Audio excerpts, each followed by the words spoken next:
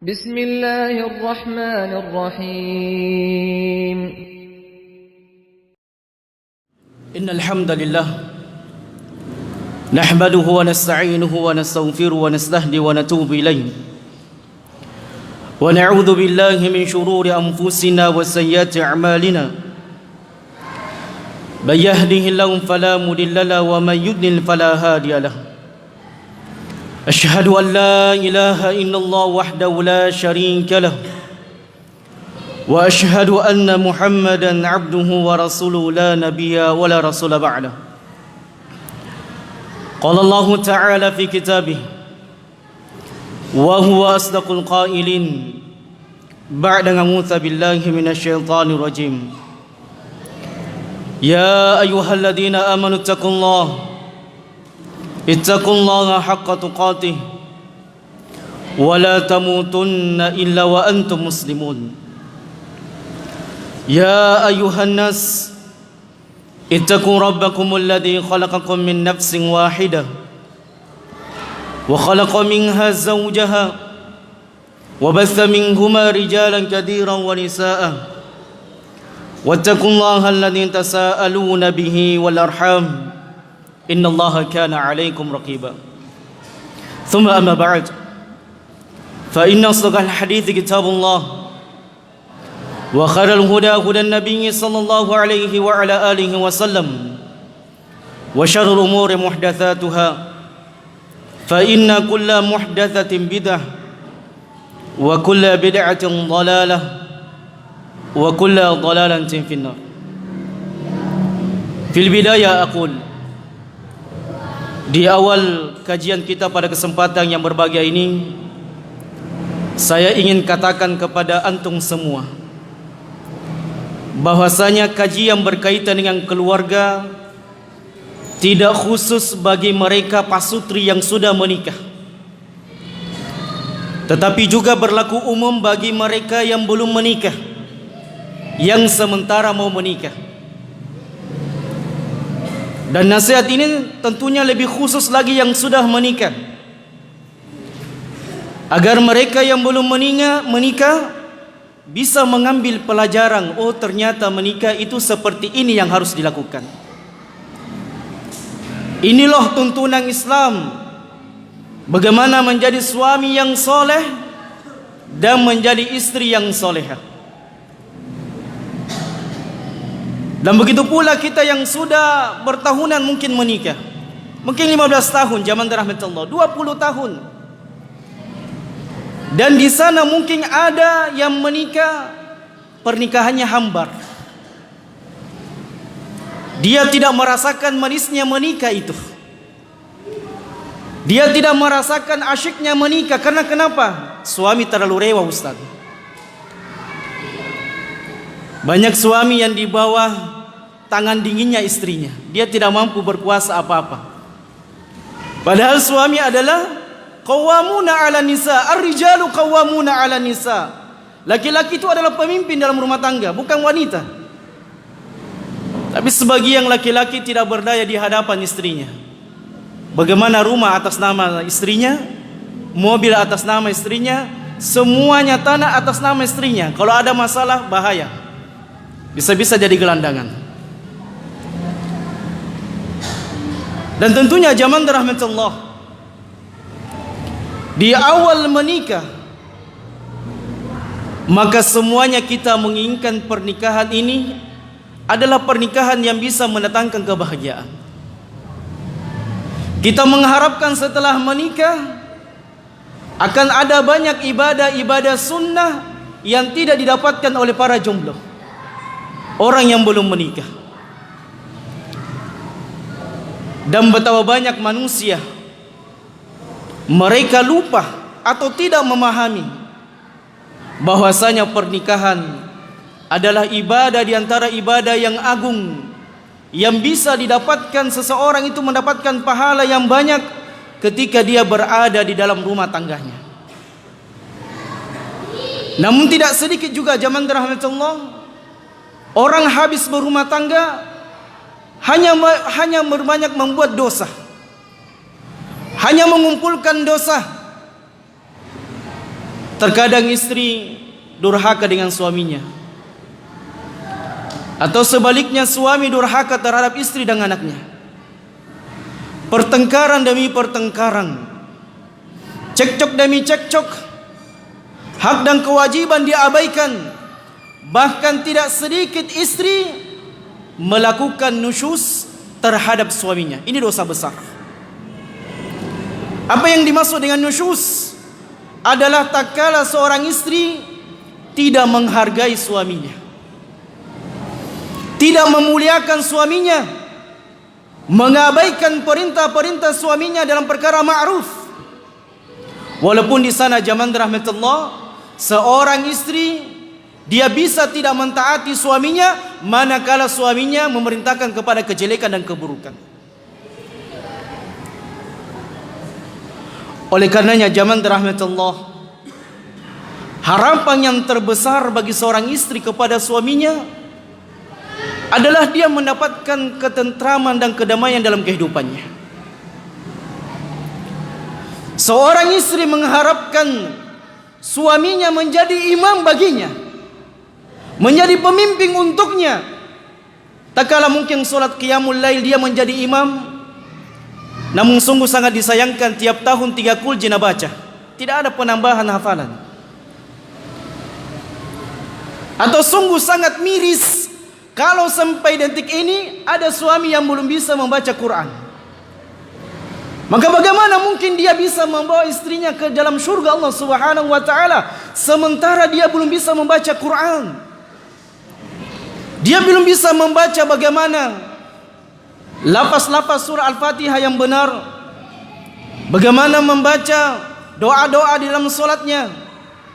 Maka bagaimana mungkin seorang suami itu dia bisa mendidik istrinya manakala dia tidak memiliki dasar pondasi ilmu yang memadai. Oleh karena zaman rahmatullah, Ramadan sebentar lagi mendatangi kita. Kurang lebih 50 hari ke depan zaman rahmatullah, Ramadan akan datang di renung-renung kehidupan kita.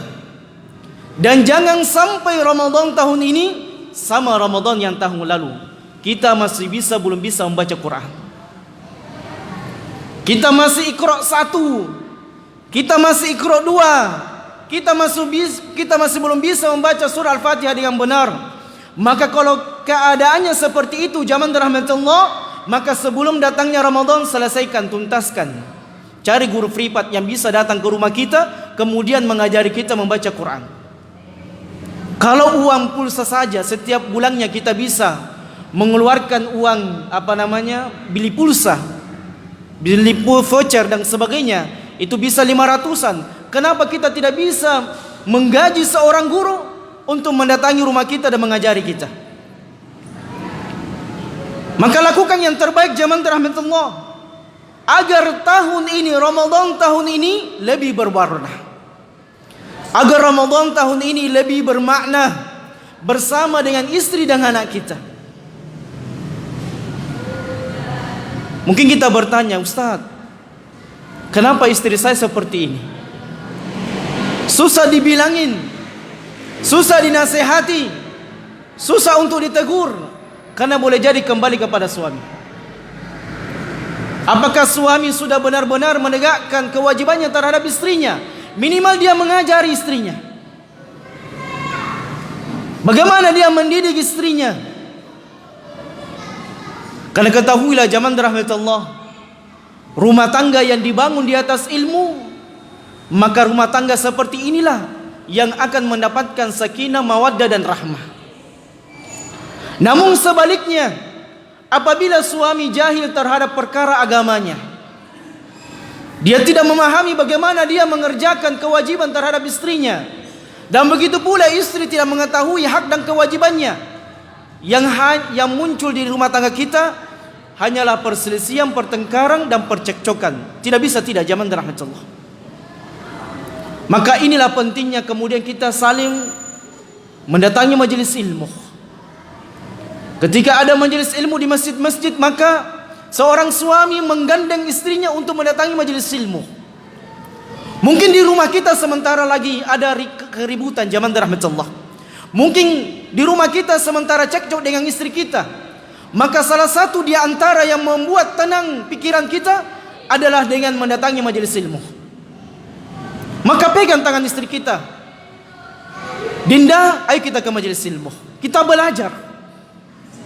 Dan nasihat kepada mereka yang sudah mungkin bertahun-tahun berumah tangga, yang tidak mendapatkan sakinah mawaddah warahmah di dalam rumah tangganya, maka salah satu solusinya untuk mendapatkan 3 pondasi dalam berumah tangga ini adalah dengan mendatangi majelis ilmu. Jamaah rahmatullah. Taib. Tema kita pada kesempatan yang berbahagia ini adalah suamiku bawa aku ke dalam surga. Dan ini perkaranya berat jamaah rahmatullah, kecuali yang Allah Subhanahu wa taala mudahkan baginya. Ketahuilah jamaah rahmatullah, nasihat buat anak pribadi yang sudah menikah, secara khusus yang sudah menikah, kepada para suami dan para istri, ketahuilah sesungguhnya pernikahan adalah merupakan di antara pertalian hubungan anak Adam yang paling kuat yang Allah Subhanahu wa taala ciptakan di muka bumi ini. Sebab dengan ikatan janji pernikahan itu jamaah rahmatullah, Allah menyatukan 2 keluarga besar. 2 keluarga yang tadinya tidak saling mengenal. 2 keluarga yang mungkin berbeda suku, yang berbeda watak, yang berbeda bahasa, namun dengan pertalian pernikahan Allah Subhanahu wa taala satukan 2 keluarga besar. Makanya jamaah rahmatullah, ketika ada cekcok di dalam rumah tangga, maka bukan cuma suami istri yang bermasalah, tapi semua keluarga besar ikut bermasalah. Inilah kenapa iblis laknatullah alaih ingin menghancurkan anak Adam lewat merusak rumah tangganya, lewat merusak suami, lewat merusak istri. Dengan apa? Dengan suami dan istri tidak menegakkan hak dan kewajibannya. Demi Allah Subhanahu wa taala, ketika suami tidak menegakkan kewajibannya, maka jangan harap dia mendapatkan hak dari istrinya. Begitu pula ketika seorang istri tidak menegakkan kewajibannya, maka mustahil dia mendapatkan hak dari suaminya. Allah Subhanahu wa taala berfirman dalam surah An-Nisa ayat yang ke-21. Wa kaifa ta'khudhunahu wa qad afda ba'dakum ila ba'd wa akhadna minkum mitsaqan ghalidha. Allah Subhanahu wa taala mengingatkan kepada para suami, maka bagaimana mungkin kalian wahai para suami mengambil mahar yang telah engkau berikan kepada istrimu? Ini adalah merupakan teguran kepada para suami agar jangan suka semena-mena terhadap istrinya, agar seorang suami jangan dia berbuat zalim kepada istrinya. Sebab kita sering sampaikan jamaah rahmatullah, pernikahan itu hakikatnya adalah seorang wanita ditawang oleh suaminya. Pernikahan adalah tawanan jamaah rahmatullah. Maka ketika seorang suami telah mengambil perjanjian yang besar dengan mengucapkan saya terima nikahnya fulana dengan fulana binti fulana dengan mahar sekian dan sekian, maka sungguh itu adalah merupakan perjanjian yang sangat besar dan kelak akan dimintai pertanggungjawabannya di sisi Allah Subhanahu wa taala. Dan kemudian Allah Subhanahu wa taala mengatakan, wa qad afdha ba'dakum ila ba'd wa akhadna minkum mitsaqan ghalidha. Sementara kalian wahai para suami telah mencampuri istri-istri kalian dan kalian telah mengambil istri-istri kalian dari bapak-bapak mereka. kalian telah mengeluarkan istri-istri kalian dari rumah mereka dengan ikatan yang paling besar, perjanjian kuat, yaitu akad nikah zaman rahmat Allah. Dan ketika seorang suami telah mengucapkan akad nikah, maka pada hakikatnya tanggung jawab seorang istri itu beralih kepada suaminya. Tanggung jawab seorang suami untuk menafkahi dan mendidik, membimbing istri-istri mereka. Dan tahukah kita zaman rahmat Allah, ketika kita meminang seorang wanita, maka di sana, di sudut sana, di rumahnya ada air mata yang berlinang. Ada air mata seorang ibu yang rela dan ridho melepaskan kepergian anaknya. Dia mungkin bahagia namun khawatir. Dia bahagia dia bisa menikahkan anak wanitanya. Dia bahagia dia bisa mendidik anak wanitanya, anak wanita yang dia sayangi, anak wanita yang paling manja di dalam keluarganya, anak wanita yang dimuliakan oleh bapaknya. Namun kita mengambil anak tersebut. Dan juga ada perasaan khawatir orang tua. Jangan sampai anak yang dia lepaskan, yang dia berikan kepada kita, kemudian kita sia-siakan, kemudian kita abaikan mereka, kemudian kita hinakan di dalam rumah tangga kita, kita injak-injak kehormatannya. Kita mungkin panggil dia dengan panggilan yang kasar. Saya tidak tahu, ketika kita men-save nomor HP istri kita, apa yang kita tulis di nomornya. Jangan sampai di nomornya kita tulis nenek lampir. Jangan sampai kita tulis orang yang paling cerewet. Jangan sampai kita tulis hal-hal yang negatif yang lainnya. Zaman rahmat Allah.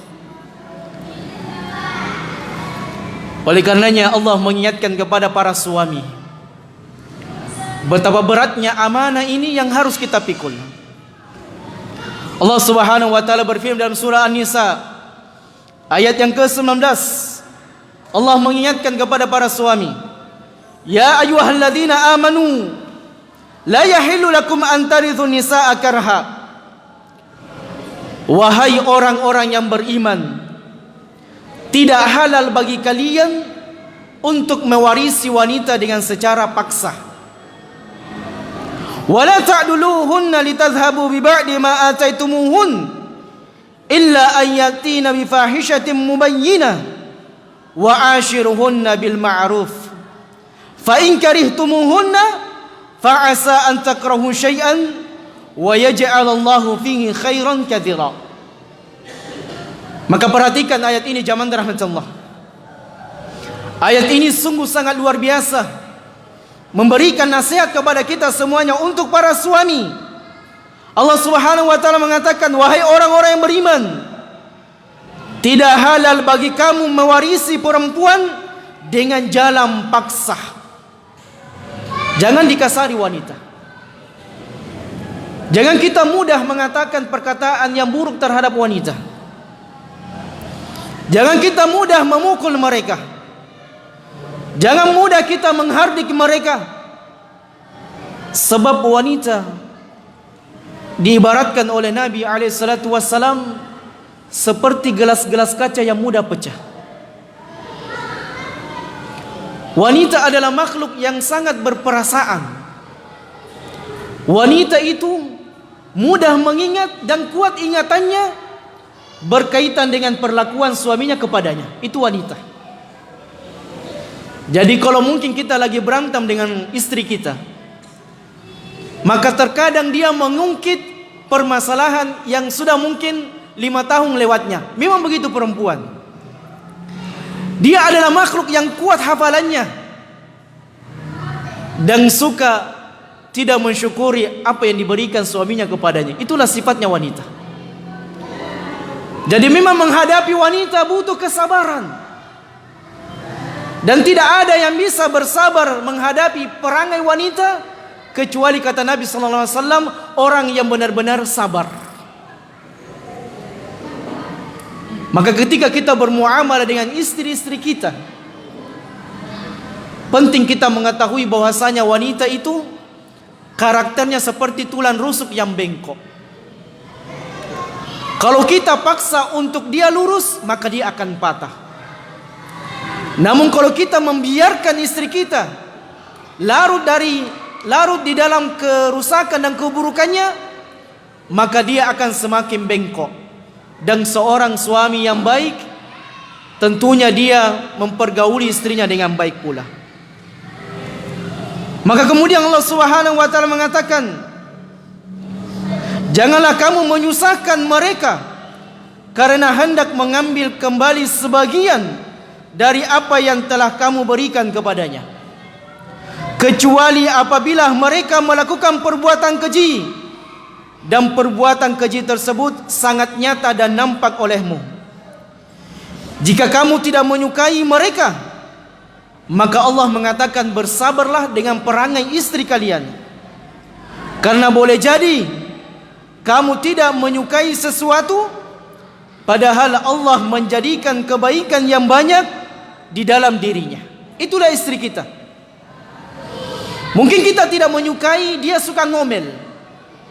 Kalau ada yang dia kerja sedikit, dia ngomel. Mungkin dia suka belanja. Demikianlah perempuan, suka belanja, suka shopping.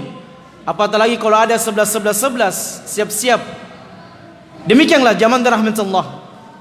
Maka kata Allah Subhanahu wa taala, boleh jadi ada karakter wanita yang kau tidak sukai, sebagian yang kau tidak sukai, namun di sebagian karakter yang lainnya engkau sukai. Jadi mungkin dia wanita yang rapi, yang suka bersih, yang suka menyapu, yang suka memperhatikan pakaian suaminya, suka memperhatikan bagaimana suaminya berpenampilan. Maka demikianlah zaman rahmatullah wanita itu. Kadang ada perilaku yang kita tidak sukai dari diri mereka, namun boleh jadi Allah Subhanahu wa taala menjadikan karakter yang kalian cintai, yang kalian sukai dari istri-istri kita. Dan sebab turunnya ayat ini zaman rahmatullah adalah sebagaimana yang dijelaskan oleh Imam Al-Bukhari dalam sahihnya dari sahabat mulia Abdullah bin Abbas. Beliau berkata, kanu idza mata ar-rajulu kana awliya'uhu ahaqqu bi imratihi. Adalah dahulu para suami, apabila mereka meninggal dan meninggalkan istrinya, maka para istri-istri mereka itu diwarisi oleh ahli warisnya. Insya'a ba'duhum tazawwajaha. Kalau ahli waris mereka ini menginginkan untuk menikahi mungkin mantan tantenya dan sebagainya, maka mereka pun menikahi istri tersebut, wanita tersebut. Wa insya'u zawwajuha, dan apabila mereka mau, maka mereka pun menikahkan wanita tersebut. Dan demikianlah zaman rahmatullah. Dan ini adalah merupakan perilaku jahiliyah terdahulu, amalan-amalan jelek terdahulu, di mana orang-orang jahiliyah terdahulu mewariskan wanita satu sama yang lainnya dengan secara paksa, tanpa didasari kecintaan ataupun kesukaan dari wanita tersebut. Maka zaman rahmatullah Subhanahu wa taala, di dalam surah An-Nisa ini Allah memerintahkan kepada para suami agar wa'ashiruhunna bil ma'ruf, yaitu mempergauli istrinya dengan baik. Maka apa yang dimaksud dengan wa'ashiruhunna bil ma'ruf zaman rahmatullah dijelaskan oleh Ibnul Arabi Al-Maliki dalam kitabnya, bahwasanya yang dimaksudkan dengan mempergauli istri dengan ma'ruf adalah diusahakan suami itu menyempurnakan kewajibannya kepada istrinya. Dia berusaha menyenangkan istrinya, dia berusaha membahagiakan istrinya. Dan seorang suami jangan pernah mengeluh membahagiakan istrinya. Seorang suami jangan dia pernah letih membahagiakan istrinya. Sebab ketika seorang suami membahagiakan istrinya, maka itu pahala besar untuknya. Ketika seorang suami membuat istrinya bahagia, membuat istrinya tersenyum, maka dia mendapatkan pahala yang besar di sisi Allah. Lihat zaman rahmat Allah betapa agungnya perintah Allah kepada para suami.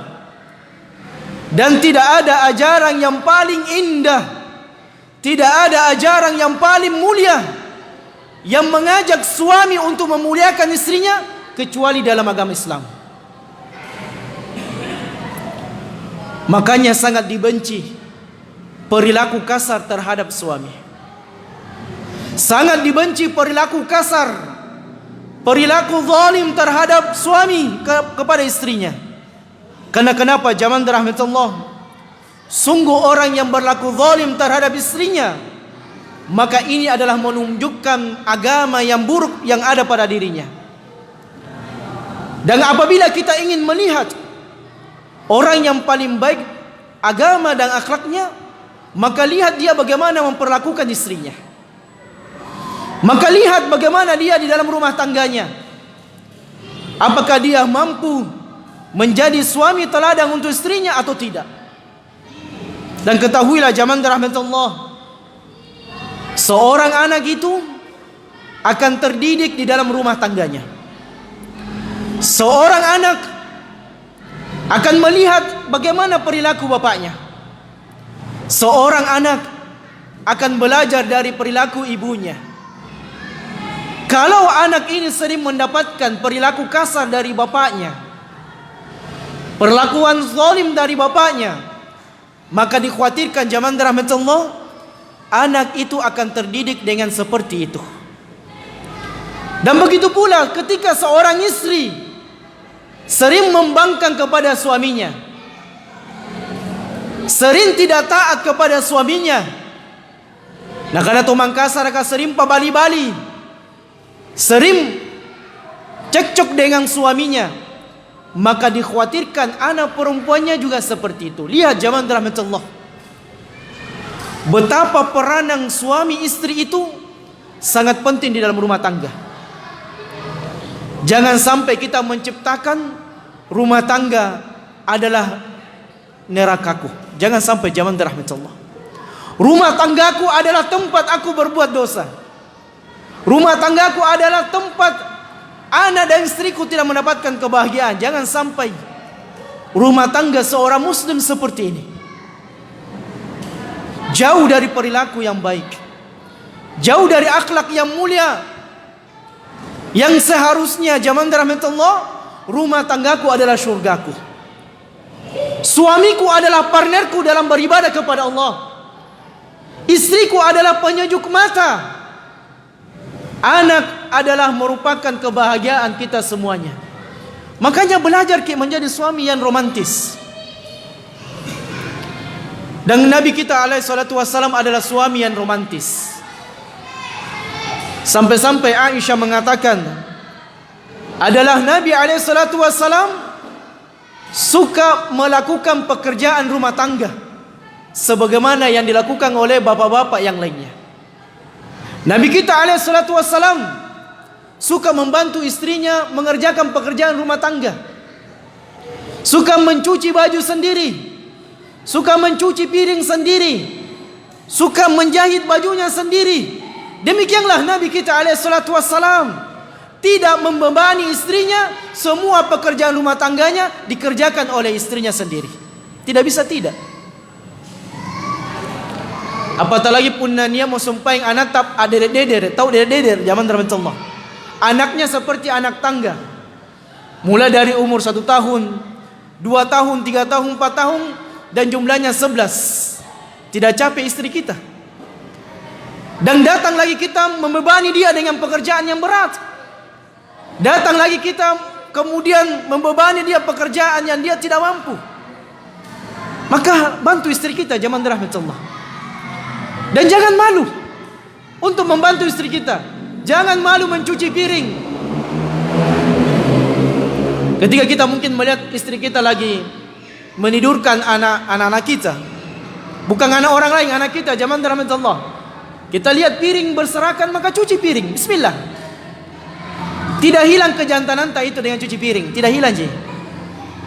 Justru zaman rahmatullah, suami yang seperti ini adalah suami yang dicintai istri. Membantu istri bagaimana mengerjakan pekerjaan rumah tangga. Dan Nabi SAW suka membawa istrinya berjalan-jalan. Makanya para istri, kalau ada suami yang suka tidak bagi jalan-jalan, maka minta hakta. Itu diantara haknya seorang istri. Di mana Nabi SAW sering membawa Aisyah untuk berjalan-jalan, untuk melihat keadaan luar. Istilahnya kalau kita bertamasya, refreshing. Dan memang zaman rahmatullah, istri itu butuh refreshing. Bagaimana tidak? Dia mengerjakan semua pekerjaan rumah tangga, mengurusi anak, mengurusi kita. Dia sehari semalam suntuk mengerjakan pekerjaan rumah.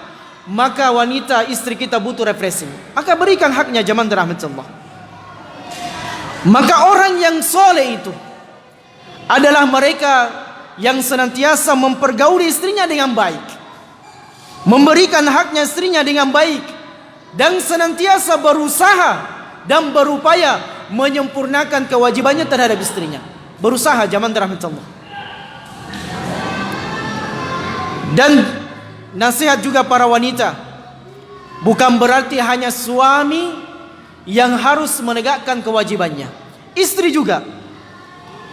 Dan para istri, sebaik-baik istri adalah istri yang senantiasa menegakkan hak dan kewajibannya. Sebaik-baik istri adalah istri yang senantiasa menyenangkan hati suaminya. Bagaimana caranya adalah belajar. Dimulai dari belajar zaman rahmatullah. Ibu-ibu sekalian di rumah, coba contohi bagaimana istri Nabi SAW. Bagaimana mereka melayani Nabi SAW. Bagaimana mereka senantiasa berdandang untuk suaminya. Bagaimana mereka senantiasa mengayomi, melayani suaminya dengan baik. Dan hendaknya suami istri satu sama yang lainnya itu kemudian menegakkan hak dan kewajiban. Taib zaman rahmatullah. Maka apa tanggung jawab seorang suami terhadap istrinya, agar seorang suami bisa membawa istrinya ke dalam surga Allah Subhanahu wa taala? Yang pertama zaman rahmatullah, kita singkat. Yang pertama adalah hendaknya seorang suami tidak mengabaikan mencari nafkah. Ini sangat penting. Bagaimana mungkin seorang suami itu tidak mencari nafkah untuk istrinya, atau dia bermalas-malasan mencari nafkah untuk istrinya? Padahal zaman rahmatullah, istri itu tidak hidup kecuali nafkah dari suaminya. Ya kecuali mungkin istri kita kaya, yang banyak hartanya, atau bapaknya orang kaya yang dia mendapatkan gaji bulanan dari orang tuanya. Namun kalau dia juga tidak memiliki apa-apa, orang tuanya juga fakir miskin, maka istri kita hidup dari kita. Dan kenapa zaman rahmatullah, hak yang paling utama dan paling pertama bagi seorang suami terhadap istrinya adalah memberikan nafkah, adalah jangan sampai istri kita yang mencari nafkah, sementara suaminya hanya tidur-tiduran di rumah. Sementara suami hanya sibuk main token. Sementara suami hanya sibuk kumpul dengan temannya. Sementara suami kalau pagi tidur, malam bangun kayak tom parakan. Jangan seperti ini zaman rahmatullah. Maka seorang suami yang soleh, dia yang mencari nafkah untuk istrinya, apapun pekerjaannya. Jangan pernah malu dengan pekerjaan kita. Sebab seorang suami dikatakan suami manakala dia bisa menafkahi istrinya, walaupun mungkin pendapatannya sedikit. Namun pendapatan tersebut dia tidak dapatkan dengan meminta-minta. Dia adalah suami kesatria, suami yang bertanggung jawab. Mungkin pekerjaannya berat, mungkin dia tukang batu, mungkin dia tukang becak, atau pekerjaan-pekerjaan berat yang lainnya. Namun dia yakini bahwasanya apa yang dia lakukan adalah untuk istri dan anaknya. Makanya suami jangan pernah merasa gengsi. Karena ada orang kalau sudah titelnya bagus, gengsi untuk bekerja yang berat. Atau sebagian ustaz, sebagian dai, kalau sudah menjadi ustaz tenar, kiai terkenal, sudah tidak mencari lagi nafkah. Na'udzubillahi min dzalik. Tidak bisa. Lihat para ulama kita. Para ulama kita mereka bekerja sekaligus berdakwah. Mereka menyingsing baju mereka. Mereka tidak hidup dari dakwah tersebut, tapi mereka menguras keringat-keringat mereka untuk menafkahi istri dan anak mereka. Sebagian dai hidup dengan dari dakwah. Bagaimana bisa zaman rahmatullah? Nasihat para ulama, ketika kita sudah berumah tangga, maka kewajiban suami adalah mencari nafkah untuk istri dan anaknya. Jangan dia hidup dari dakwah tersebut, mencari keuntungan dari dakwah. Dan bukan aib. Lihat para sahabat, orang yang paling mulia di antara kita. Lihat para tabi'in, lihat para tabi'ut tabi'in, lihat para a'immatul arba'. Mereka bekerja dan berdakwah dan menulis kitab. Mereka para kiai, para ustaz, para ulama. Bersamaan dengan itu, mereka tidak malu bekerja. Mereka tidak malu mencari nafkah. Mereka tidak malu menguras energi-energi mereka untuk menafkahi istri dan anak mereka. Dan ketahuilah jamaah rahmatullah, hari ini kita banyak jumpai perselingkuhan, perzinahan, ketika suami membiarkan istrinya untuk mencari nafkah. Ketika seorang suami mengizinkan istrinya untuk kerja. Betapa banyak seorang istri yang pergi pagi pulang malam. Na'udzubillah. Ketika seorang istri seperti ini keadaannya, maka hilanglah roh di dalam rumah tangga. Karena yang paling banyak dekat dengan anak kita adalah istri kita. Ketika seorang istri bekerja di luar rumahnya, maka anak-anaknya kehilangan kasih sayangnya. Bagaimana mungkin seorang suami akan membawa istrinya ke dalam surga, manakala istrinya pergi pagi pulang malam, bahkan lembur, bahkan kadang dia mengatakan kepada suaminya, maaf pak, saya pulang larut malam karena harus rapat dan benar-benar rapat diranjang. Na'udzubillahi min dzalik. Pentingnya mencari nafkah zaman rahmatullah untuk istri kita. Makanya para ulama mengatakan di sini ada kaidah yang sangat penting. Kenapa kita menempatkan poin yang pertama? Salah satu sebab kita membawa istri kita ke dalam surga adalah dengan tidak membiarkan mereka bekerja di luar. Tidak mengizinkan mereka bekerja di luar, karena di luar sana banyak fitnah. Wanita rawan dengan godaan-godaan para lelaki, sehingga dikhawatirkan istri ketika dia bekerja di luar, maka terjadilah hal-hal yang kita tidak inginkan. Apakah kita tidak cemburu zaman rahmatullah ketika istri kita berada di tengah laki-laki, teman kantorannya, istri kita dinikmati wajahnya laki-laki yang lain, istri kita bercanda gurau tertawa dengan laki-laki yang lain? Mana kecemburuan seorang suami? Maka ini pentingnya seorang suami mengatakan, dek di rumah, abang yang di luar cari kerja. Anda tidak usah kerja, saya mencari nafkah. Jaga saja anak-anak kita, karena anak kita butuh pendidikan dari ibunya zaman rahmatullah. Kalau istri kita juga keluar bekerja, kita juga ikut kerja, maka anak kita menjadi korban. Dan suami yang tidak punya rasa cemburu diancam oleh Nabi SAW. Nabi SAW bersabda, "Thalathatun haramallahu tabaraka wa ta'ala alaihimul jannah." Ada 3 jenis manusia yang diharamkan baginya surga. Yang pertama adalah mudminul khamar. Yang pertama adalah orang yang suka minum khamar, maka orang yang suka minum khamar diharamkan baginya surga Allah Subhanahu wa taala. Kemudian yang kedua, jamaah rahmatullah, wal 'aq, orang yang diharamkan masuk surga adalah mereka yang durhaka kepada kedua orang tuanya. Jadi kalau ada anak yang durhaka kepada kedua orang tua, dia mengabaikan orang tuanya, mengacukan orang tuanya, tidak mau mendidik, tidak mau menjaga orang tuanya, tidak mau merawat orang tuanya, maka anak seperti ini tidak akan pernah mencium bau surga walaupun kuat ibadahnya kepada Allah Subhanahu wa taala. Walaupun dia kuat ibadahnya, salatnya, qiyamul lailnya, puasa Senin Kamisnya, namun ketika dia durhaka kepada orang tuanya, maka anak seperti ini tidak akan pernah mencium bau surga. Kemudian yang ketiga, manusia yang tidak akan pernah mencium bau surga adalah ad-duyuth, suami yang tidak memiliki rasa cemburu, suami yang membiarkan anak wanitanya atau istri-istri mereka melakukan maksiat, suami yang tidak memiliki rasa cemburu terhadap istri dan anaknya.